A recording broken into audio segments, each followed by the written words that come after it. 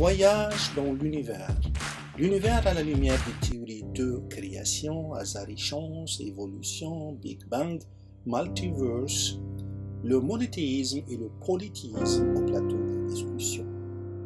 Vous trouverez des liens vers la version anglaise et également la version arabe.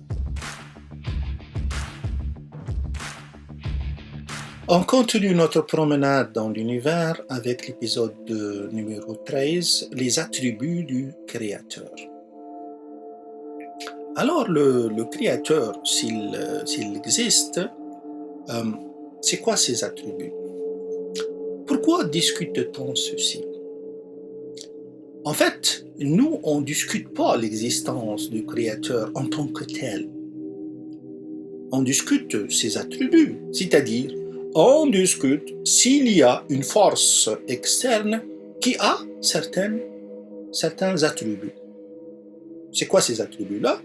D'être un ingénieur brillant, d'être puissant, d'être connaisseur, d'être précis, d'être juste, d'avoir un but, une fin, d'être un bon planificateur. Bon, nous cherchons des attributs, c'est-à-dire le produit qu'on a, qui est l'univers, n'est autre que le produit d'une certaine force qui contient ces attributs. Alors on ne peut jamais discuter le créateur sans discuter ses attributs. Nous cherchons en réalité le premier, la force qui est la première. Avant elle, rien n'existait. Qui est la dernière aussi. On cherche le dernier, on cherche le souverain, l'innovateur, le formateur, le juste, le parfait, le miséricordieux qui a donné l'instinct de maternité, etc. Nous cherchons celui qui dépasse les aspects universels, puisque on admet que c'est un créateur. Si on suppose qu'il est créateur, que cette force est créatrice, alors ce créateur qui a créé le temps ne peut pas être soumis au temps, qui a créé l'espace ne peut pas être englobé par l'espace, il ne peut pas être dans l'espace. Peut-être que le créateur peut tout faire. C'est pas ça la question. Est-ce que l'espace peut englober le créateur? Non.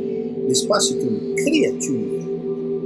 Ce créateur n'a pas de volume, comme nous, n'a pas de masse, n'a pas de couleur, n'a pas d'odeur, n'a pas de température, n'a pas de pression.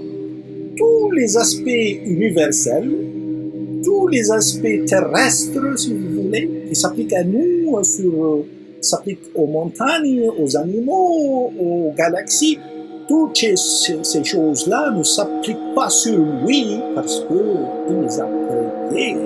Il ne peut pas être soumis à sa créature, ou bien, disons plus précisément, ces créatures ne peuvent pas l'englober, ne peuvent pas s'appliquer dessus. Écoutons un monothéiste qui est Dr. William Lane Craig, qui est un défenseur du monothéisme, de la théorie du créateur. C'est un défenseur féroce et c'est un homme qui a beaucoup d'arguments, c'est un homme fort, qui a des réflexions profondes, et il est un bon savant.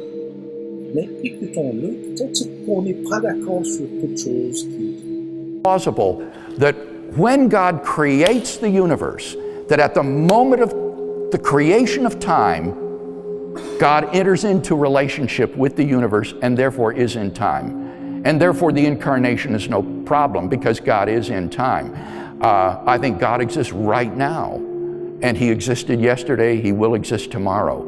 So my studied view of this subject is that God is timeless without the universe and in time from the moment of creation on. Alors, comme j'ai dit, c'est un défenseur redoutable, c'est un guerrier robuste sur le terrain des discussions sur l'existence du Créateur, comment l'univers a été créé.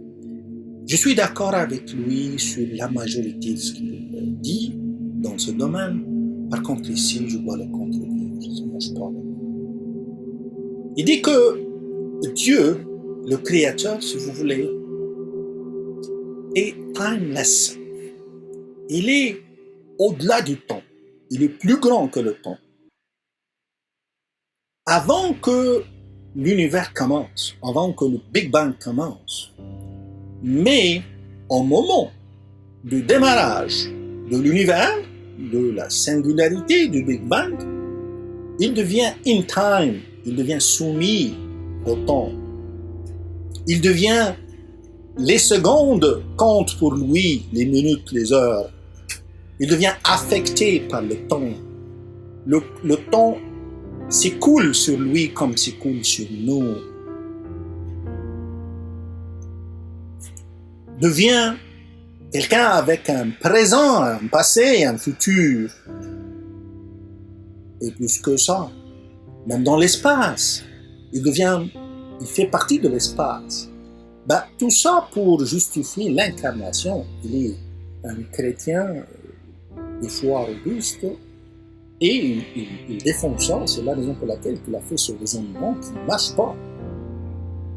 Dieu a créé le temps, il ne peut pas être soumis au temps, il ne peut pas être in time. Le temps, ça coûte rien pour lui.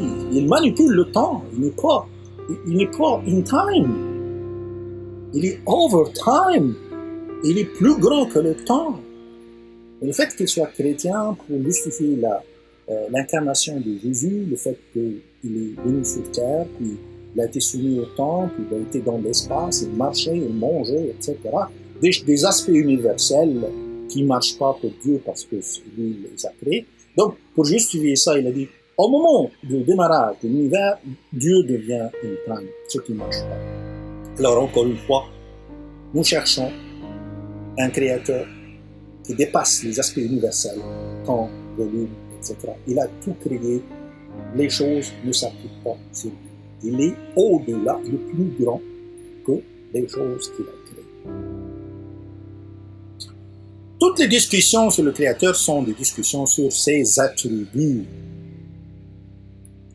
Alors, lorsque vous dites que la perfection de l'univers et l'ajustement fin, le réglage fin, ce qu'on appelle le fine-tuning, le paramétrage de l'univers, les constantes cosmologiques qui sont bien définies, et si une constante dérape d'une petite fraction, si elle divise d'une petite fraction, l'univers s'écoule sur lui-même ou bien l'univers explose.